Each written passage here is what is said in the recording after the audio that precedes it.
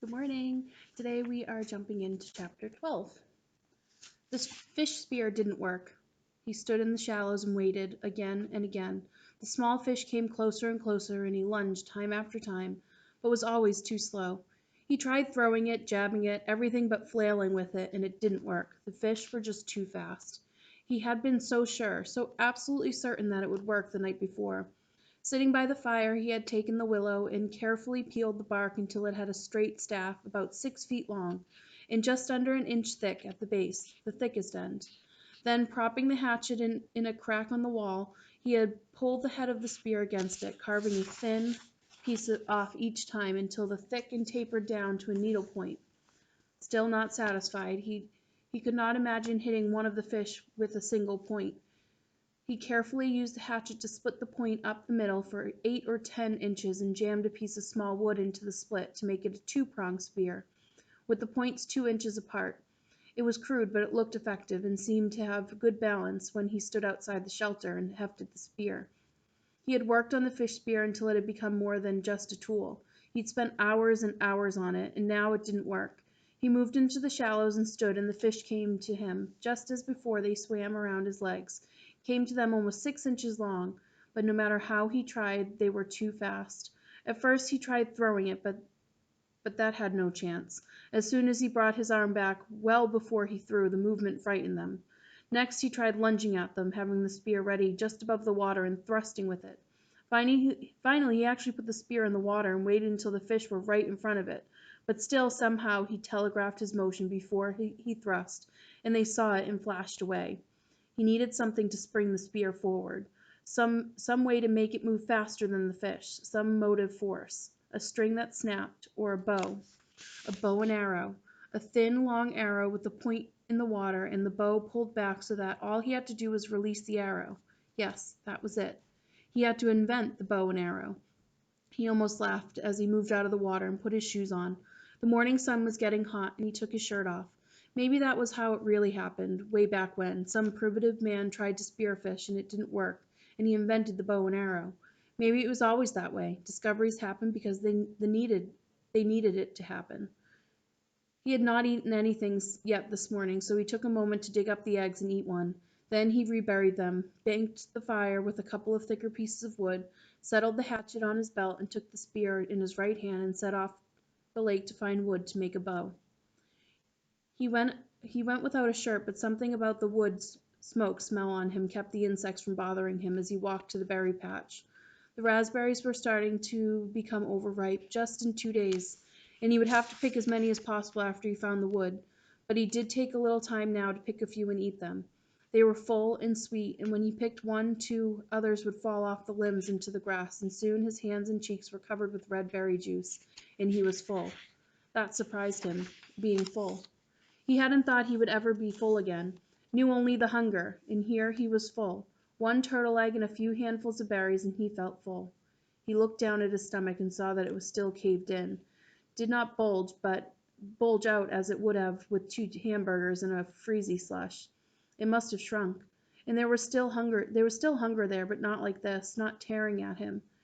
This was hunger that he knew would always be there, even when he had food, a hunger that made him look for things, see things, a hunger to make him hunt. He swung his eyes across the berries to make sure the bear wasn't there. At his back, then he moved down to the lake. The spear went out before him, automatically moving the brush away from his face as he walked. And when he came to the water's edge, he swung left, not sure what he was looking for, not knowing what wood might be best for a bow. He had never made a bow, never shot a bow in his life, but it seemed that it would be along the lake near the water. He saw some young birch, and they were springy, but they lacked snap, somehow, as did the willows, not enough whip back.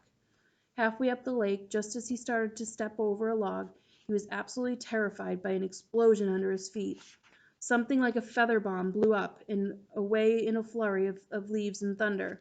It frightened him so badly that he fell back and down, and then it was gone, leaving only an image in his mind. A bird, it had been, about the size of a very small chicken, only with a fantail and stubby wings that slammed against its body and made loud noise. Noise there and gone. He got up and brushed himself off. The bird had been speckled brown and gray, and it must not be very smart, because Brian's foot had been nearly on it before it flew. Half a second more, and it would have been stepped on. And caught it, he thought, and eaten it. He might be able to catch one, or spear one. Maybe, he thought, maybe it tasted like chicken. Maybe he could catch one or spear one, and it probably would taste like chicken. Just like chicken when his mother baked it in the oven with garlic and salt, and it turned golden brown and crackled. He shook his head to drive the picture out and moved down to the shore. There was a tree there with a long branch that seemed straight, and when he pulled on it, one of them let go, and it had almost a vicious snap to it. He picked one of the limbs that seemed right, began chopping where the limb joined the tree. The wood was hard, and it didn't want to cause it to split, so he took his time, took small chips and concentrated so hard that at first he didn't hear it.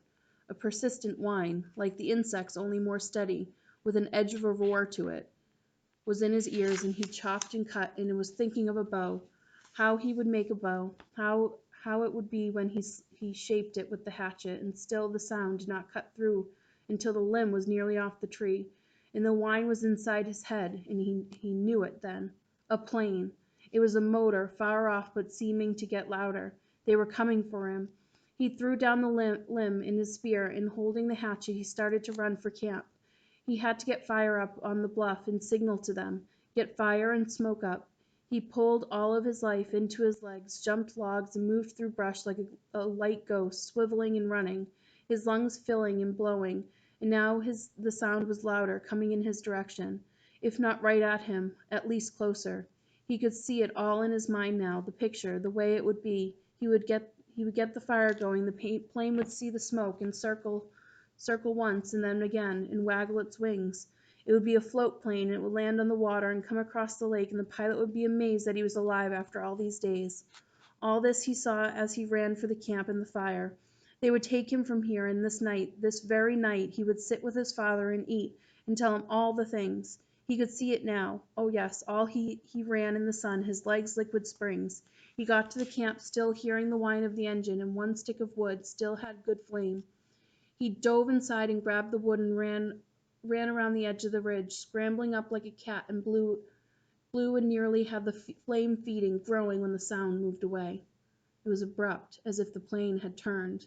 He shielded the sun from his eyes and tried to see it, tried to make the plane become real in his eyes, but the trees were so high, so thick, and now the sound was still fainter. He kneeled again to the flames and blew added grass and chips, and the flames fed and grew, and in moments he had a bonfire as high as his head, but the sound was gone now. Look back, he thought. Look back and see the smoke now, and turn, please turn. Look back, he whispered, feeling all the pictures fade, seeing his father's face fade like the sound, like lost dreams, like an end to hope. Oh, turn now and come back. Look back and see the smoke and turn for me. But it kept moving away until he could not hear it even in his imagination, in his soul. Gone. He stood on the bluff, over the lake, his face cooking in the roaring bonfire, watching the clouds of ash smoke going into the sky, and thought, no more than thought. He knew then that he would not get out of his plane, out of this place. Not now, not ever. That had been a search plane, he was sure of it. That must have been them, and they had come as far off to the side of the flight plane as they thought they would have to come, and then turned back. They did not see his smoke, did not hear the cry from his mind. Paul Prisco, if They you would are not in the return. building, could He you would never come leave now, to the never get out of JFK here. office? He went down to his knees and felt the tears start, cutting through the smoke and ash on his face, slightly falling onto the stone. Gone, he thought. It was all gone, all silly and gone. No bows, no spears, or fish or berries. It was all silly anyway. All just a game.